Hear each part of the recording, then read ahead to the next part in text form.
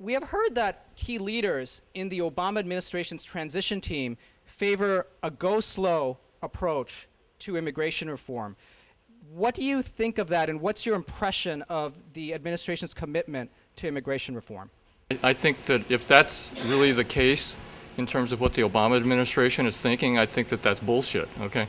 Over the last 10 months or so, I've been traveling around the country on behalf of the UFCW, United Food and Commercial Workers, listening to testimony of those victims of ICE raids that took place over the period of the last couple of years. And you know, one place that I went to was Stillmore, Georgia, and that was a raid on a poultry farm, and it was a small town where about 125 undocumented workers were basically rounded up while their wives, many spouses, were fleeing to the woods to hide. It was like a Gestapo raid, and so people were frightened. The town became almost like a ghost town, and one U.S. citizen man who ran a local trailer park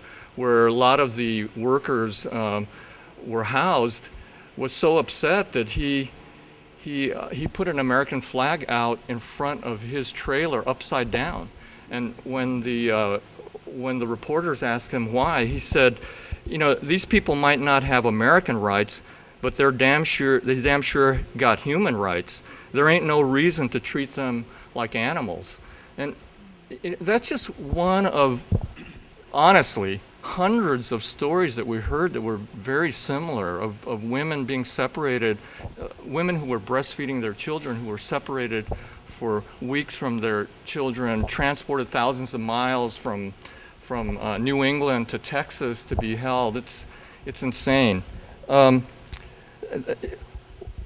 When you think of several other issues, think of Operation Gatekeeper that was started under the Clinton administration. An average of one person a day dies on the border because of a border enforcement method that we know is going to result in deaths. Our elected officials have permitted that to go on.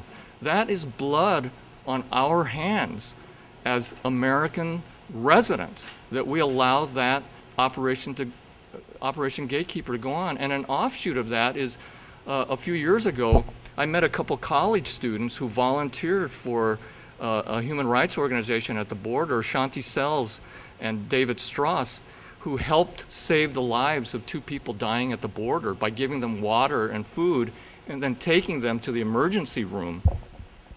And guess what? 3 weeks later, they were federally prosecuted for transporting undocumented immigrants. Then, over the years, I've come across hundreds of young people, mostly in their 20s, who have grown up in the United States. Many of them have come to the United States legally as young residents who live in inner cities, either as refugees or as lawful permanent residents. And as living in inner cities, what happens?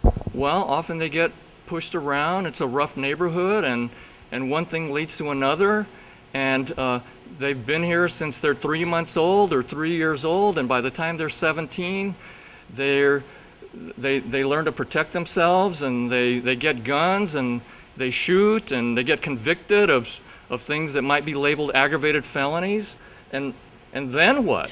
Even though they've been lawful permanent residents of the United States for 10, 12, 15, 20 years, because of a law enacted by Congress in 1996, there's no longer relief for aggravated felonies. So every day we deport from the United States people that are lawfully resident in the United States who have served their criminal times but are not given a second chance.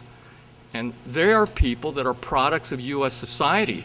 They're not products of the societies from which they're being deported.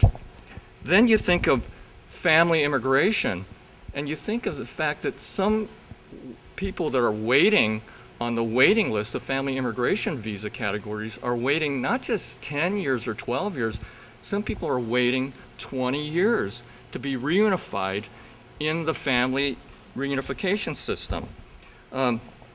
Then you realize that there are, whatever the most recent estimate is, 11 to 13 million undocumented immigrants in the United States that work hard, who contribute their taxes, that contribute their time, that contribute their working power. As Joe Hansen, the president of the UFCW, said at a number of these hearings, why are we punishing people for working in the United States? What's happened to us?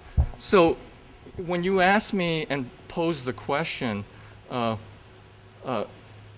I for a go slow method or approach to immigration reform?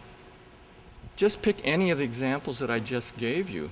How can we morally justify a go slow approach to immigration reform?